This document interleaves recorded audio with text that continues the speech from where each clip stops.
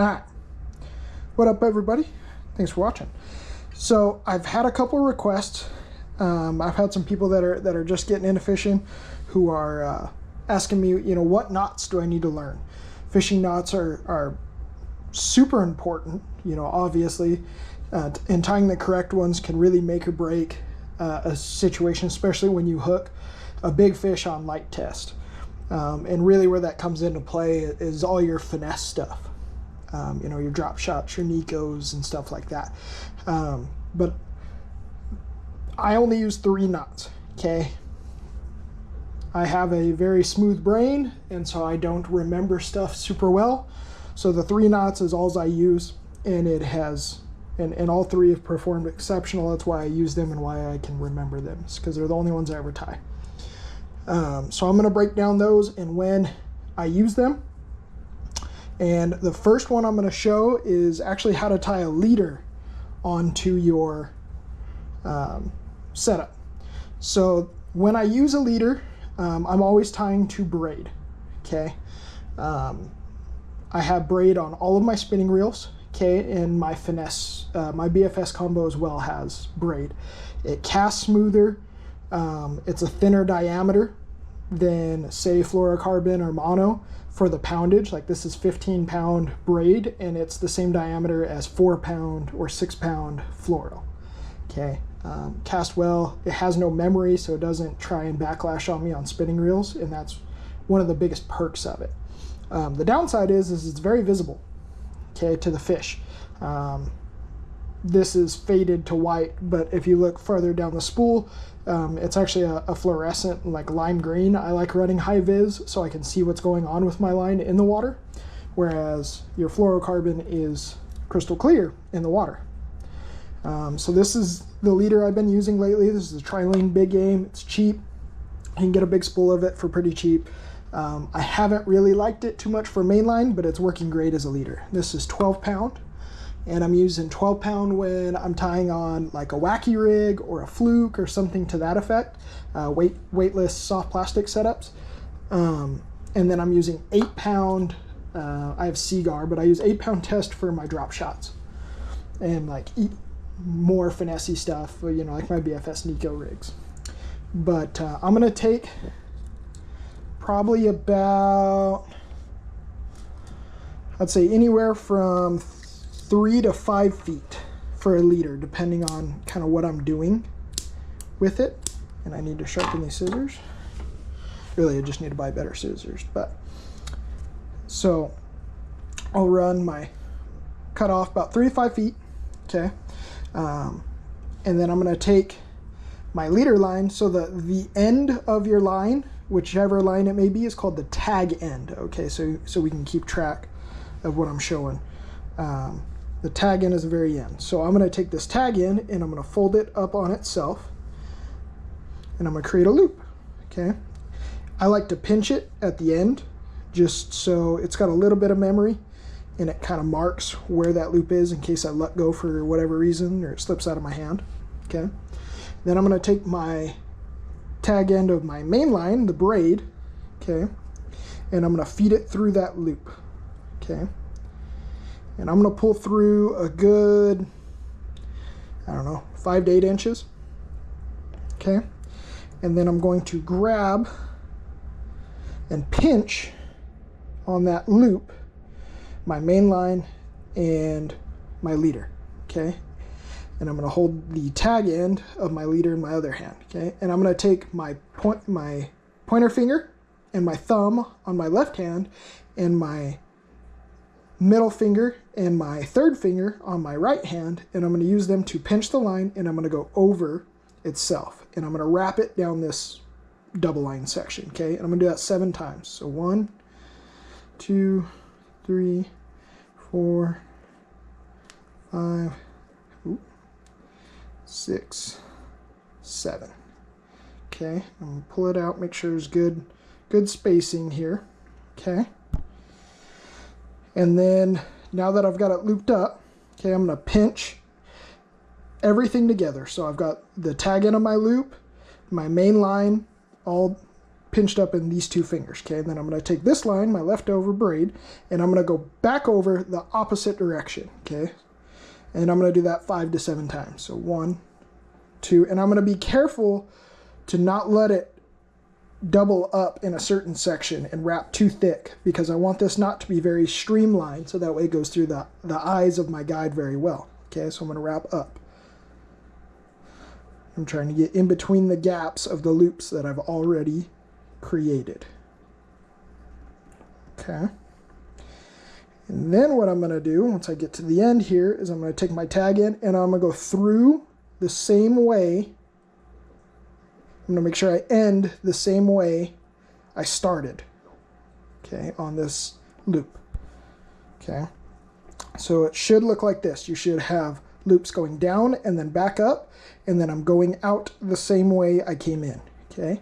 Now I'm going to grab it all together now, and I'm going to give it a little saliva to keep everything from binding up. Okay. And then I'm going to slowly cinch it down on itself. Okay. Making sure that it's not bunching up anywhere. It's staying relatively streamlined. And then boom, she cinches up on herself. Just like that, okay? And that is your crazy Alberto knot. And then you just take your tag ends that are left over and cut them as close as you can, okay?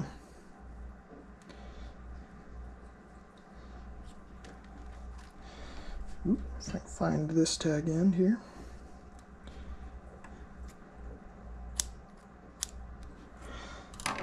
Okay. Now I've got, come on. Now I've got my nice pretty Alberto knot, and then only when I'm at home and I'm like prepping all of my line for a trip coming up or tying my stuff at the house, I'll actually use like Gorilla Glue or super glue. Okay.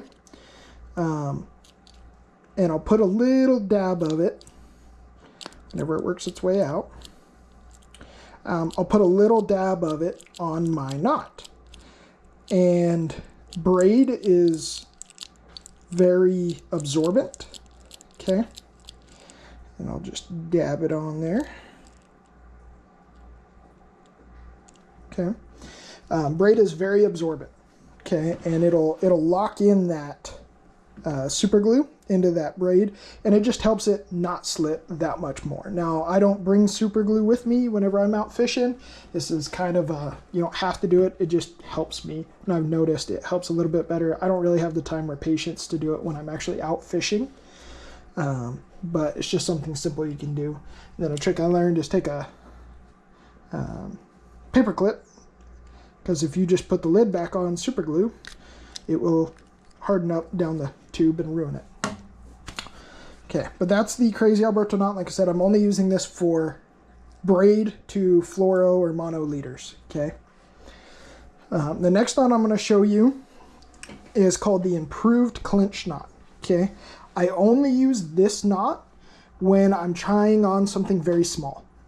Okay, whether that be a little hook like this, or like a crappie jig or something that has a very tiny eye. This is the eye of the hook or bait. If it has a very tiny eye and I can't feed my line through it very well, this is when I'm going to use this knot. Okay. So I'm going to start by feeding the tag end through. Okay. And I'm going to pull myself out probably about, I don't know, 5 inches or so. Okay. And I'm going to go back and I'm going to pinch this up high, okay, and leave my tag end a little exposed. And then I'm going to take my bait or hook or whatever it may be, and I'm going to twist. Okay, and I'm going to try and add some twist to the line.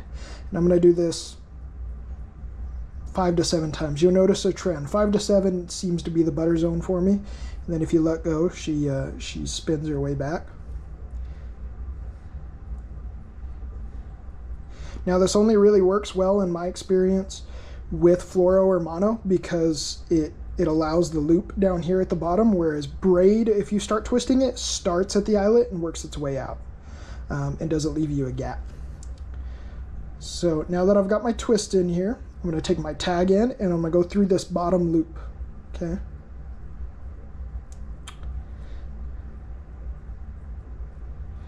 I'm going to grab it, take everything else up here, and I'm going to start to cinch it down just a little bit, okay, while keeping my tag end right here. Now I'm going to feed my tag end back through this other loop I just created down the main line, okay. So I fed it through the bottom loop, now I'm feeding it through the top loop. And I'm going to pull that, okay, real easy. Okay, and then once we're at this point, okay, I'm going to wet it. And the reason you do that is just to help with friction. Friction creates heat, which will weaken the integrity of the line, so you don't want that. Then I'm going to slowly cinch her down.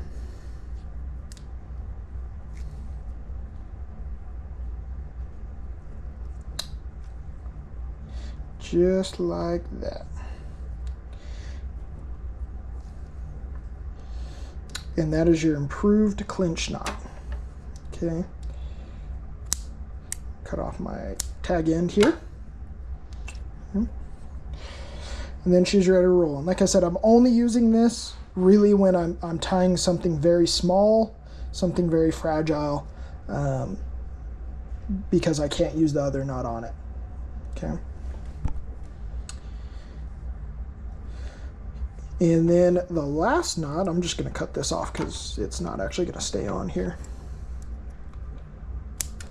Okay, the last knot I'm going to show you is called the palomar knot. Okay, the palomar knot is one of the I don't know, most famous knots out there. It's, in my opinion, the best fishing knot out there. I use it 99.9% of the time, like I said, whether I'm tying on a hook for a Texas rig, I'm tying on live bait hooks, crankbaits, chatterbaits, whatever it may be. Okay, this is the go-to for me. Okay, so I'm going to take my tag end, okay, and I'm going to fold it back on itself, and I'm going to create a loop. Okay, now the bigger the bait or the lure that you're trying to tie on, the bigger the loop needs to be. Okay, for just a little hook, I don't need a whole heck of a lot. Okay, now I'm going to take this and I'm going to do the same thing that I did earlier, and I'm going to pinch it and give myself a little marker point. Okay, and then I'm going to take my hook. This is a little screw EWG hook I like to use for flukes. Okay, and I'm going to feed this through the eye, this doubled up end through the eye. And like I said, the only time I'm using that improved clinch knot is whenever I can't feed this double through the eyelet because it's too small. Then you're going to slide your bait or your hook halfway. Okay, I've got the loop in my right hand and I've got the tag end in my left hand. Okay, I'm going to do a simple overhand knot. Okay, an overhand loop through itself. Pull this through. And like I said, the bigger the bait, the bigger this loop needs to be. Okay, and then we're going to put our hook or our bait through this loop, ow, and over itself. Okay. And now at this point, I'm going to make sure this loop stays high so it doesn't catch on anything. Just a little bit, and then we're just going to pull and cinch her down. And that is your palomar knot. Super simple knot. It's an overhand loop, loop it through itself and go. But this is one of the strongest, if not the strongest fishing knot out there, and it holds up to literally everything. Okay, so I use this knot for literally everything. Okay, and those are the 3 knots that I use every time I go bass fishing. If you can get these 3 knots down, I promise you won't have any issues out on the water. If you guys have any questions or anything else you'd like me to make a video on or show you guys, drop it down in the comments and let me know. If you thought this was helpful, please give me a thumbs up. I'd really appreciate it. And like always, guys, I appreciate you for watching, and I'll see you on the water.